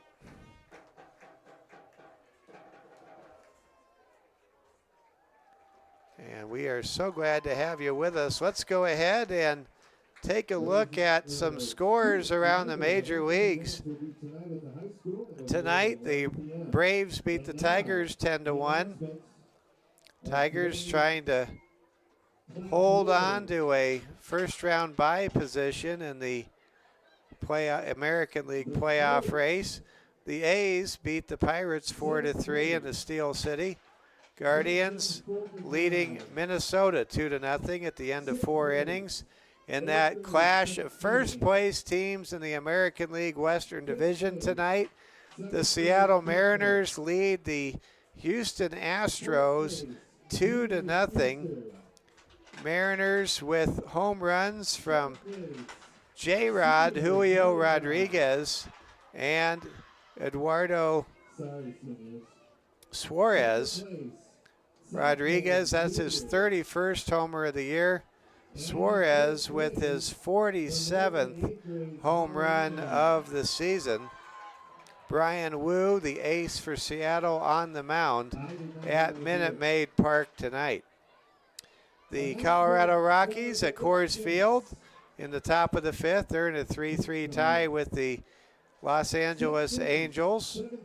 The Texas Rangers hanging on by a thread in the American League wild card race. They lead the Miami Marlins 1-0 down in Arlington, Texas. The Rays are ahead of the Red Sox 3-2. Orioles leading the New York Yankees 4-2 at the top of the eighth. The Reds in Cincinnati at Great American Ballpark on top of the Cubs 7-4. The Royals leading the first place Blue Jays tonight at Kauffman Stadium 10-1. Maybe a bit of a surprise there. And a big surprise on the south side of Chicago. The Chicago White Sox are ahead of my San Diego Padres 4-3 in the top of the seventh inning. Good Padres-White Sox game in progress. And in America's best baseball city, St. Louis, it's the Cardinals 2 and the Brewers 1. That game in the top of the fourth. And one other score, the Mets lead the Nationals 8-6 at Citi Field in the Queens. That game is at the end of 6 innings of play. Let's see if we can get any scores from around South Dakota high school football tonight. We will pass those scores along to you. See if we can get some scores. Big game tonight in Wessington Springs in 11B action. And at the half, it's the Woonsocket Wessington Springs Blackhawks leading Winner 13-6. That is a statement there by Woonsocket Wessington Springs. No score in the early going from Webster as undefeated Mobridge Pollock, the Tigers, scoreless against Webster. How about this? Bridgewater Emory Ethan giving Wagner a test in a high-scoring battle at the half. It's number 2 ranked Wagner, the Red Raiders leading the Bridgewater Emory Ethan Seahawks 28-21. So that score, if that stays close, don't be surprised, considering especially that St. Thomas More received more first place votes than number 2 Wagner in the Kelloland statewide media poll this week. Don't be shocked if Bridgewater Emory Ethan, who I believe is, let's see, I have the numbers in front of me, I think Bridgewater Emory Ethan came into this game with a 2-1 record, but they might be 1-2. But if Wagner struggles against Bridgewater Emory Ethan at home tonight, and so far they have struggled, it's 28-21. Cavs potentially could bounce all the way up to number 2 from the number 3 position, right behind Elk Point Jefferson. The Cavs do lead Wagner in seeding points coming into tonight's game. But let's see if the Seahawks of Bridgewater Emory Ethan could shock the state of South Dakota with a road win at Wagner tonight. Even if they don't, a close showing combined with St. Thomas More's outstanding first half of play on the road here at Custer, may very well create a situation where the Cavaliers are able to leapfrog Wagner up to number 2 in the statewide poll behind number 1 ranked Elk Point Jefferson. Let's go ahead and look at some other scores that we are searching for. In the third quarter, it's Howard 35, Canastota nothing. Faulkton leading Leola Frederick 16-0. Del Rapids all over Millbank 29-0 at the intermission in Class A football. Spearfish leading Aberdeen Central 14-0 at the half at Lloyd Hare Stadium in Spearfish tonight.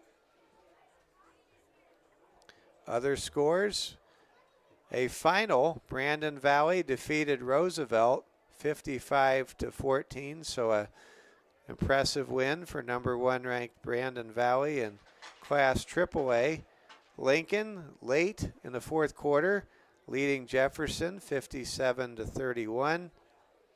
Machpialuta trailing Winnebago, Nebraska, or losing to Winnebago, Nebraska earlier this afternoon 55-22. Aberdeen Roncalli gets their first win of the season last night at Dakota Bank Stadium on the campus of Northern State University with a 18-6 home win over the Miller Wrestlers. So congratulations to Roncalli. It's been a tough start to the year, but they picked up their first win last night. And again, we're keeping a very sharp eye on that number 2 Wagner versus Bridgewater Emory Ethan game. Wagner, number 2 in the state, just barely ahead of St. Thomas More at number 3 with a 1-touchdown lead at the intermission over a 1-2 Bridgewater Emory Ethan squad. Well, we're getting ready to bring you the second half. Cavaliers back onto the field. We have finished our homecoming festivities. Mike Fell along with Braden Strain and also Regan Dewar. We're glad to have you with us. Just had some fans looking, I think, for somebody. They're not here. We're getting ready to go here in the second half. It's always interesting what you get to experience when you go on the road in high school football. It's a whole new world. It's a lot of similarities, but this is definitely a fun place to visit. This is our first ever visit to Custer. This is the last 11-man Black Hills Conference stadium that the Security First Bank Cavalier Sports Network has visited, and it should be noted this is the last community that we have visited in all sports on the Security First Bank Cavalier Sports Network. We've been to every other town, even though we haven't been to Hill City because Hill City plays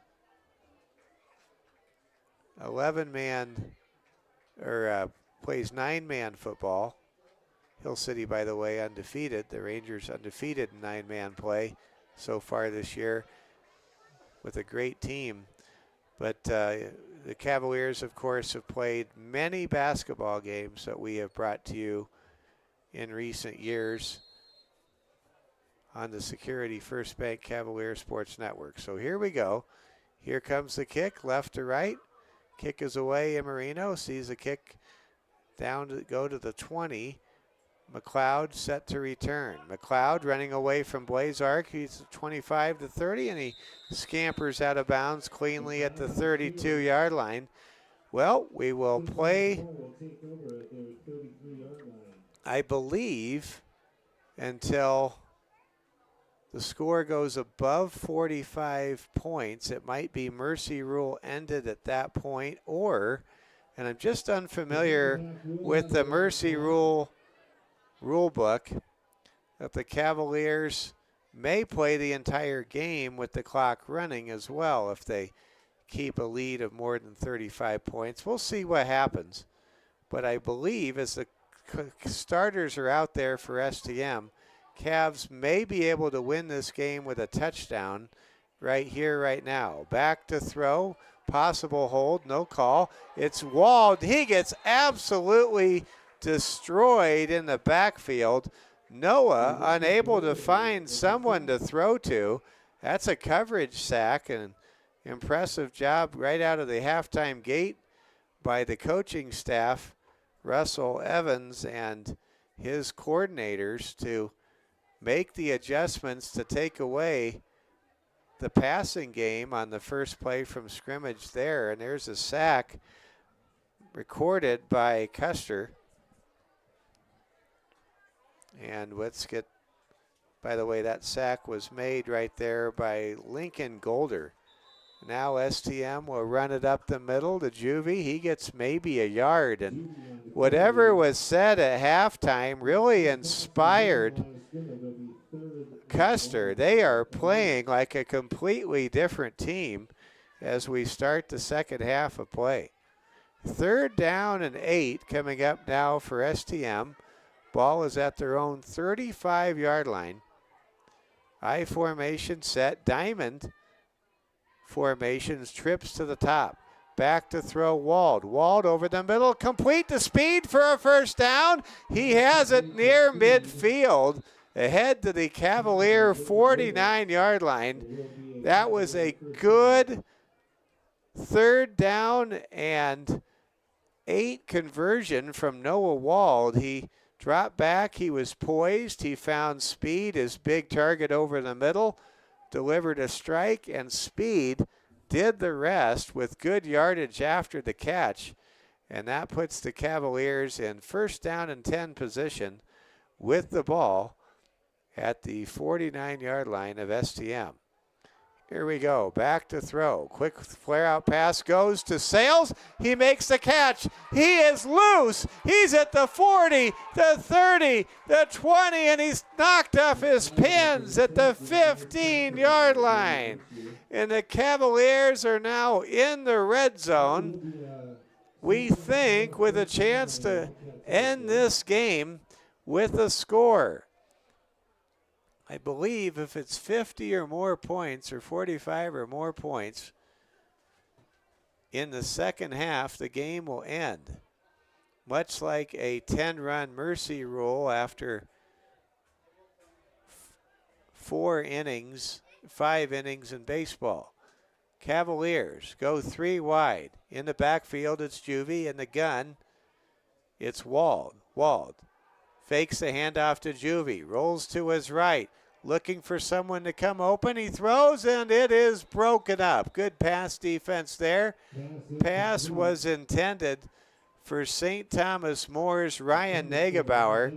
Ryan with a touchdown grab back in the first half, nearly had touchdown number 2. 7:52 and counting, a continuous clock with the Cavaliers up by 44. Cavs pitching a shutout, potentially able to get a mercy rule knockout punch here. They have it 2nd down and 10 with the ball at the Custer 15-yard line. Cavs go 4 wide. Twins to both sides of the formation.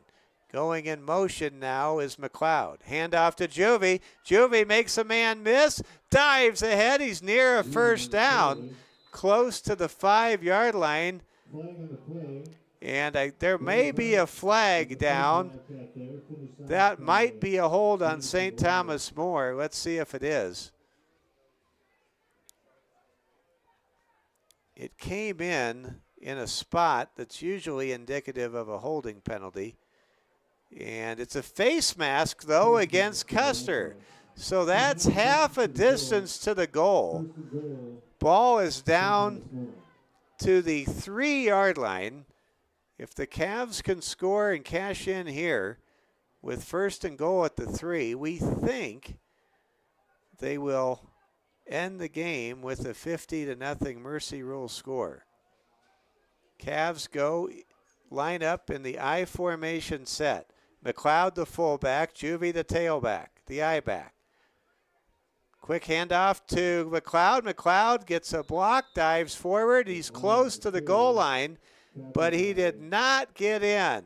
Custer trying to mount a potential game-saving goal line stand with the clock winding towards 6:05. Ball is at the 1-yard line. Cavs bring in the play from the sideline. Mike Fell, Braden Strain, Regan Dewar with you on homecoming night here in Custer. Cavs have been dominant, playing like a team headed for the Dome. Cavs put Wald under center. Quarterback sneak is going to be a touchdown. Touchdown, St. Thomas More. The Cavs are on top 50-0. 5:31 to go. And that's the ball game. That's a winner. The Cavaliers are 4-0 and 1-0 in the Black Hills Conference. St. Thomas More answered the call from head coach Austin Hagan to play their best football from the very start. And the Cavs started right, and they never looked back, clearing the stands with 5:31 to go in the 3rd quarter. Noah Wald with a quarterback sneak touchdown. Wald a part unofficially of 7 touchdowns in this football game tonight. Max Speed with a defensive score on a pick 6. And stay tuned for the Security First Bank Cavalier Sports Network post-game show. Hope to get Austin Hagan up here for a post-game conversation. And what a happy trip to the Southern Hills it is tonight. And hats off to all of our great Cavalier fans who made the long road trip. Well, it's not that long compared to Chamberlain, but still, it's longer than Hill City. And almost as long as Lee Deadwood. And it's a big win tonight for the Cavs. St. Thomas More 50, Custer nothing. Cavs will shake hands and now I think gather for a team prayer with Coach Russell Evans and the Custer Wildcats. And what a night it was. Homecoming night in Custer, and Max Speed will lead the prayer. We'll watch Max lead the prayer as we celebrate our Lord and Savior Jesus. St. Thomas More 50, Custer nothing. We give the glory to the Lord. The power of the Holy Spirit, the talents these young men possess, the intelligence they possess, all gifts from God as we are all blessed to be made in His image. The two teams now go to their respective sides of the field, and what a night it was. This is the first 4-0 start for the Cavaliers in this decade. I believe you have to go back 11 years since the Cavs made it to the Dome, since the Cavs won every game they played in the first half of a regular season. STM halfway to a perfect 8-0 regular season. Cavs' next game will be next Friday night. We'll have it for you. A home game against Lakota Tech, the Tatanka. We'll have it for you. Pregame beginning at 5:40. Kickoff set for 6 o'clock. St. Thomas More with a decisive victory tonight. We don't keep stats and they're not kept for us, but I'm pretty sure Noah Wald had a 350-yard passing game tonight. And unofficially, we've got Noah with 4 touchdown passes, a touchdown run as well. Graydon Juvie with a touchdown run. And Max Speed with a pick 6, and Max also had a touchdown catch as well. We'll wait for Austin Hagan to join us. We'll see if he gets intercepted like what happened last game against Chamberlain, where some old friends came down from Sisseton to spend some time with him. But looks like Coach Hagan is on his way up. So, going to make sure, Regan Dewar, you go ahead and get the headset ready. Oh, it's right down there. There we go. If you want to grab that headset and give it to him, please. Coach Hagan on his way up. We're going to talk to Coach about this victory. A great win tonight. St. Thomas More 50, Custer nothing. You're watching Security First Bank Sports Network post-game coverage of the Cavaliers' conference opening win tonight here on homecoming night in Custer over the Wildcats. Still haven't seen, here he comes, Coach Hagan weaving his way in. Let's go ahead and turn the lights on if we can, Regan. Maybe we can take some lighting now that we're not tracking action on the field. And Coach Hagan being intercepted by some youngsters for Custer, weaving their way through the railings. What an environment this has been. What a beautiful place Custer is. And man, Coach Hagan has to catch his breath. Don't know, Coach, if you're out of breath because you're at 5,300 feet above sea level or because your team just played a whale of a game. Congratulations. Thank you. Yeah, the challenge before the game was to start fast and execute. We haven't done that since week 1, and that was the challenge. I thought the guys lived up to it. We started fast. We were able to do what we wanted to do and execute. That's the biggest thing, and really proud of those guys. Got to be proud of the guys. And this was a game in which it seemed as though the team really played and hit on all cylinders. Yeah, for sure. All phases of the game, we were clicking that rhythm that we talked about earlier. Let's start that right away, play 1, and I think we were able to do that, and we just maintained that rhythm throughout the game. How big was that pick 6 right away to get a defensive score, to get separation against a quality opponent here in Custer? I thought that was a tremendous lift. That was a huge boost for us. That's Coach G and Coach Nowotny's design play where we drop a D. I thought Max was the first series was going to – that first time we dropped an end and thought Max was going to get a pick. But, yeah, they have a good quarterback. We wanted to get pressure on him, and we were able to do that, and it led to a play where Max intercepted it and took it back. There were a lot of big plays in this game. But, it's the ability to convert some of the smaller yardage plays like what we just saw in the second half where Noah checked down. He found Max over the middle. Max with some good yard after catch yardage to midfield on that game-clinching touchdown drive. It just seems as though whether it's going over the top of a defense like that last touchdown in the first half, the 90-yard strike from Noah Wald to Broden Sales, or it's the underneath check-down plays, this is a very balanced and seemingly patient offense. Yeah, absolutely. Kind of a play design there, or like you're right, Max is our check down there, and we have a couple guys crossing, and Noah went through his progressions and was able to get that for the first down. Max made a great catch, and like you said, yards after catch. And if we want to do and what we want to do and reach our goals, we're going to have to be able to go over the top, throw our check downs, work the short stuff. And I thought we ran the ball really well when we had the chances or when we did.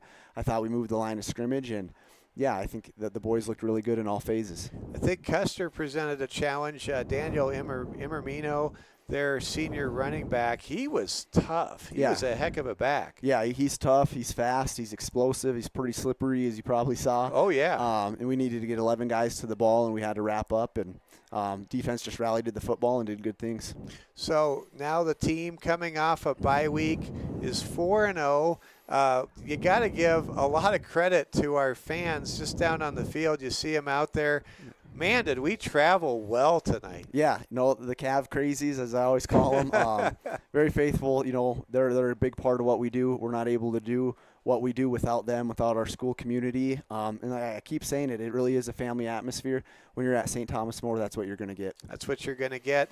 I enjoyed time before the game being around the coaches. We all make each other laugh. Mm-hmm. It's just so much fun being around this program, and right now it just seems like every coach, every player is having a great time. Yeah, we're doing good things and we're having fun doing it. And like you said, you got to see the coaches around, like a well-oiled machine, just the camaraderie between all of us. And, we can, with our offensive coaches, we have a play called, and the other two are probably thinking it, or vice versa, and so on and so forth. So, yeah, we have something really good going on, and really excited for the future of this. Got to share this story. I didn't have a chance to share it yet, but with you standing here, it's a pretty special one.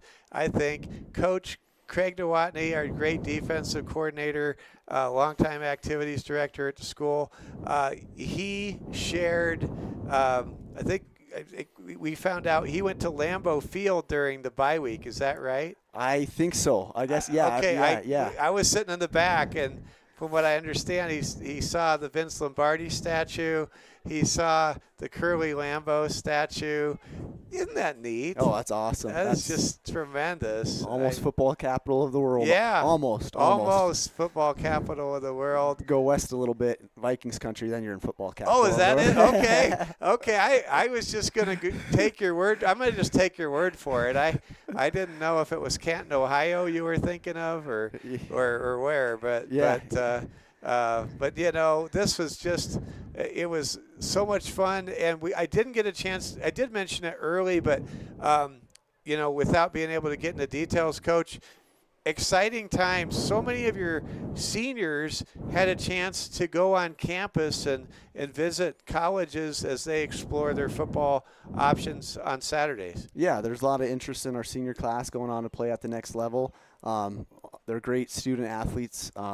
They deserve every part of that. But, yeah, during the bye week, we had kids at NDSU and Augustana and USF and going to schools in Iowa and Nebraska, and just getting to, see what a college game is like, that atmosphere, and, really cool things going on there. Well, Coach, this was a great win. We're going to enjoy it this weekend. A lot of big games coming up all the way around. Notre Dame's going to play Purdue. I know Solano family's going there, and awesome. some other folks, and it's just Nebraska, Michigan tomorrow, and Chargers, Broncos on Sunday. But I got to tell you, my favorite win of a weekend is always when the Cavs get the W. 4-0. Congratulations, and enjoy the victory. And we will head down to Lakota Tech next week. Yep, absolutely. Good friend of mine I coach summer camps with. He's the head coach there. They got a lot of really good things going on, good numbers. Great. So excited to go down there. Beautiful facility, and play Lakota Tech. Yeah, I've seen the facilities, the pictures at the facility, and it is remarkable. Yeah. It's going to be just awesome to go down there, and we'll have it next week. So congratulations, Coach. Thank you. Go Cavs, go Irish. Go Cavs, go Irish. That's right. Beat Purdue. The Cavs beat Custer, and St. Thomas More is 4-0 overall, 1-0 in the conference. For our technical director, Braden Strain. For our camera operator, the best camera operator out there, Regan Dewar. This is Mike Fell saying thanks for joining us on homecoming night here in the Southern Hills. You even saw, thanks to Regan Dewar, a flaming C in the end zone during homecoming. Congratulations to Custer's Brady Virtue, the football star, on earning homecoming king honors. And what a big win it is for STM, 50-0. Mercy Rule victory with 5:31 remaining in the third quarter. And Noah Wald, what a night he had. 4 touchdown passes and a touchdown run. And a great night as well for Graydon Juvie, Broden Sales, Ryan Negebauer.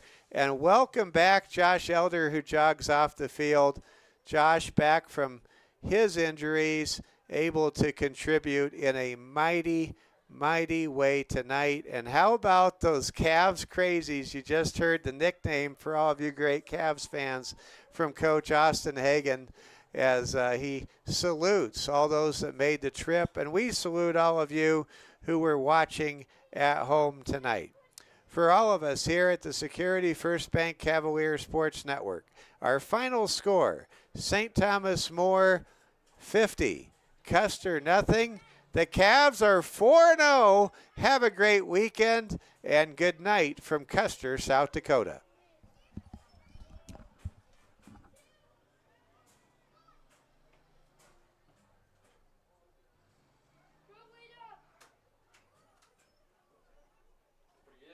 Good job, guys.